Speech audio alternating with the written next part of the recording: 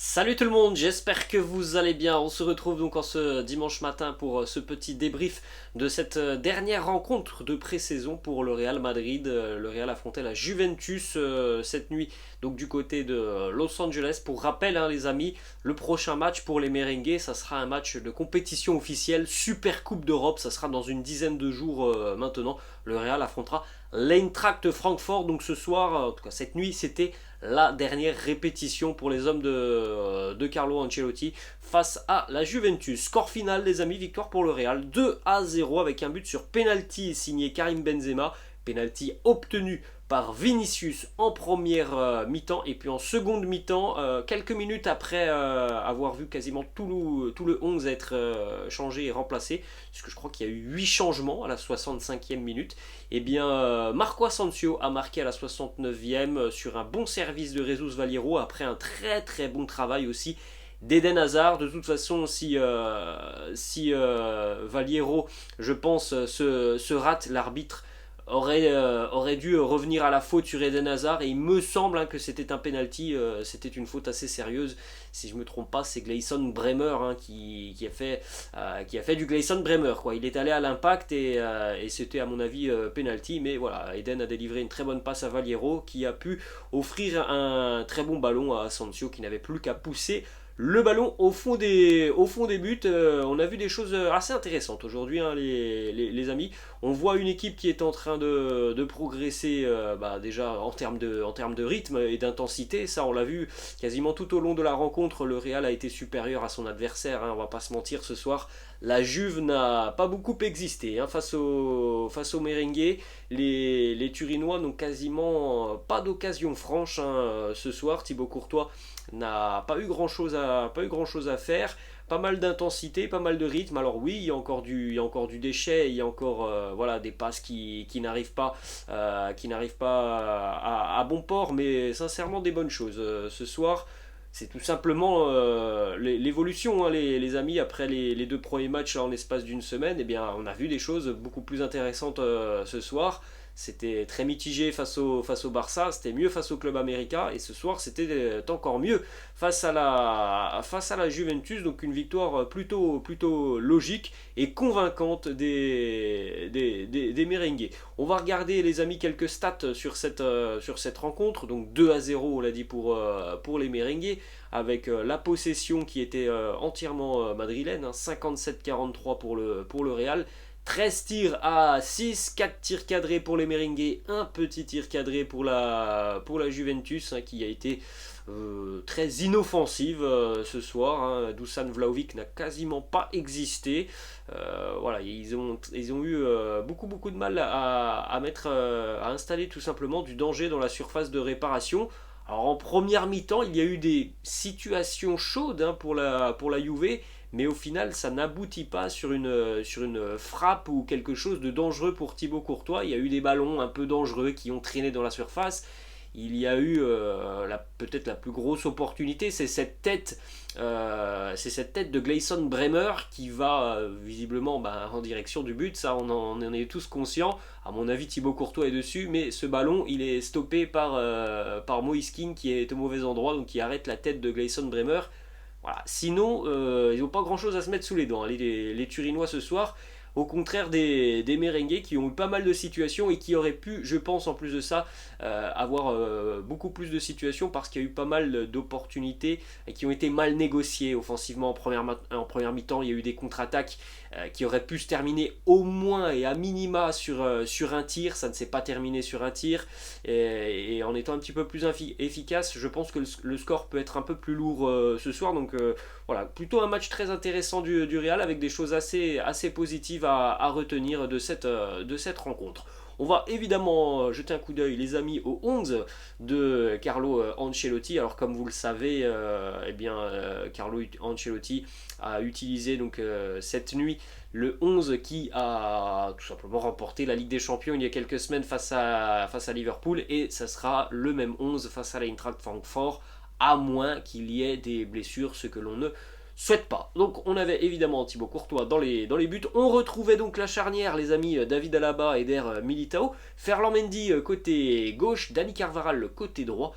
Au milieu de terrain, le trio Kroos, Modric, Casemiro. Et puis en attaque, Vinicius, Benzema et Fede Valverde. Donc on l'a dit, pour Thibaut Courtois, c'est un match très tranquille. Il a été rassurant dans la surface de réparation. Voilà, il n'a pas grand chose à faire, hein, Thibaut Courtois, ce soir. Quelques interventions aériennes où il a fallu sortir du point. Mais voilà, sinon je pense que Thibaut Courtois, il n'a pas trop dû salir le maillot ce soir. Hein, il a quasiment rien eu à faire, tellement les attaquants turinois ont été inoffensifs dans la surface de réparation, et notamment aussi plutôt bien muselé par Eder Militao. Franchement, il a fait son match, hein, sur la première mi-temps. Il a toujours été au contact de Dusan Vlahovic. Il a d'ailleurs en plus de ça très souvent remporté ses duels face à Vlahovic. Il ne lui a pas laissé tout simplement l'opportunité de prendre un ballon facilement, de se retourner facilement. Il était toujours au contact, et c'est ça, hein, qu'on aime de la part d'Eder Militao. C'est vrai que parfois il y a des sautes de concentration pour Militao. On l'a vu face au Barça il y a une semaine. Ce soir, il a été très sérieux et très costaud. David Alaba aussi, que j'ai trouvé beaucoup mieux, hein, parce que face au Barça, c'était ce fameux match de reprise. On a vu qu'il y avait peut-être un petit manque de rythme pour David Alaba. Je l'ai trouvé beaucoup plus à l'aise ce soir. Dani Carvajal est resté très discret en première période, mais voilà, il fait son match, hein, Dani Carvajal, pour un joueur qui, en plus de ça, a connu quelques pépins physiques en milieu de semaine. Il n'a quasiment pas été pris au dépourvu sur son côté. Donc un match très sérieux de Dani Carvajal. Ferland Mendy aussi, qui a vraiment apporté sur le début de seconde mi-temps. Le début de seconde mi-temps du Real a été aussi très agréable à suivre. Alors il y a eu pas mal de déchets en première mi-temps, mais en seconde mi-temps, c'est vrai que sur les 20 premières minutes, on a eu pas mal de situations très intéressantes. C'est souvent le cas, hein, les amis, hein, de voir le Real accélérer en seconde mi-temps. C'était encore le cas ce soir, et Ferland Mendy a été vraiment important et intéressant sur la seconde mi-temps. Il a beaucoup apporté offensivement. Il a même eu une grosse situation qui a été sortie par Mathieu Perrin, parce que tout simplement Ferland Mendy n'a pas forcément l'habitude de se retrouver comme ça dans la surface de réparation, et que son geste n'est pas forcément le meilleur, mais voilà, il a eu une grosse opportunité. Il a beaucoup apporté sur son côté. On n'oublie pas tout de même la grossière erreur de Ferland Mendy en première mi-temps, cette passe en retrait. C'est la même chose que Militao la semaine dernière. Je pense qu'il a un petit peu la vue qui est bouchée par un joueur qui doit être devant lui, mais il fait une passe en retrait. Ça peut amener, c'est Eder Militao d'ailleurs qui doit intervenir, qui ne fait pas faute d'ailleurs, il faut le souligner, en pleine surface de réparation. Mais la passe de Ferland Mendy, hein, ça c'est une passe d'assassin, hein, qui nous a fait en première mi-temps. Plein axe, pleine surface de réparation, sans trop regarder s'il y a un joueur de la Juve, et il y avait un joueur de la Juve. On continue, les amis, avec le milieu de terrain, celui qui a été le moins bien, je pense, ce soir. Si vous avez vu la rencontre, vous l'avez vu, il était souvent en retard dans ses duels, c'est Casemiro. Vraisemblablement que Casemiro est encore un peu juste, hein, au niveau du rythme. Il a commis 2-3 fautes ce soir, hein, qui, à mon avis, en match officiel, pourraient coûter très cher. C'est-à-dire que je pense que Casemiro, si on est en match officiel, je ne suis pas sûr qu'il termine la rencontre, hein. Ce soir, il y a eu 2-3 semelles en première mi-temps, il y en a encore une en seconde mi-temps. Il était un petit peu en retard, hein, sur certains duels. J'ai trouvé Toni Kroos très à l'aise aujourd'hui, de très bonnes récupérations de balles en première mi-temps. Il était là, hein, physiquement, par contre, par rapport à Casemiro, physiquement, le volume des courses était assez intéressant pour Toni Kroos. Oui, il y a du déchet avec le ballon, mais c'est arrivé aussi à Luka Modric, hein. Luka Modric, ce soir, on l'a vu aussi envoyer des parpaings directement en 6 mètres.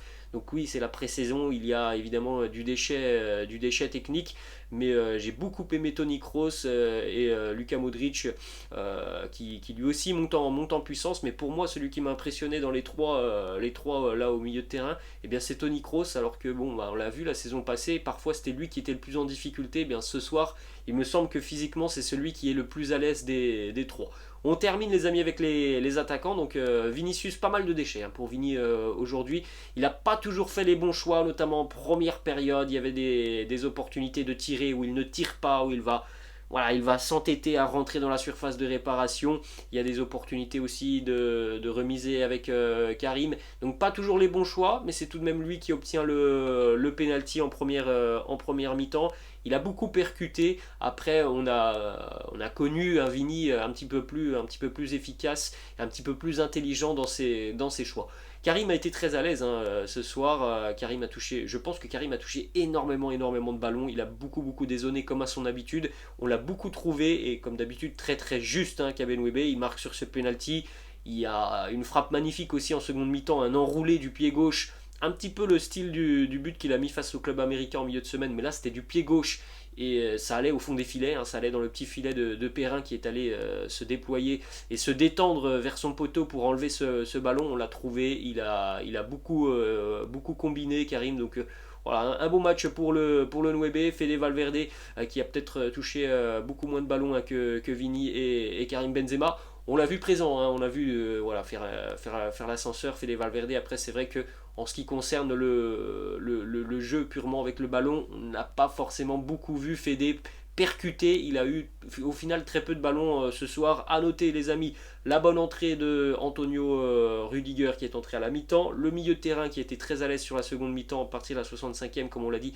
Tout a un petit peu changé, donc on a eu voilà, les trois jeunes au milieu de terrain.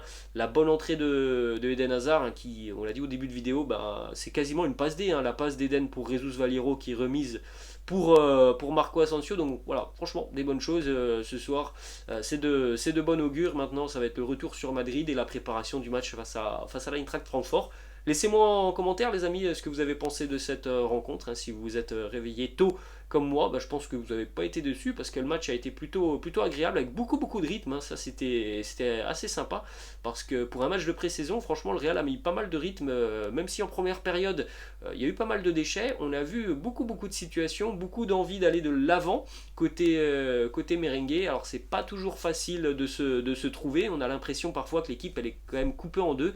Il y a Benzema, Vini devant et voilà, on voit pas forcément le lien avec le reste de l'effectif, mais il y a véritablement de bonnes choses à retenir de cette rencontre et de cette dernière rencontre de pré-saison face à la Juventus. Voilà les amis, la fin de cette vidéo. Je vous souhaite une bonne journée, peut-être une bonne nuit pour ceux qui terminent leur nuit et je vous dis à la prochaine. Ciao.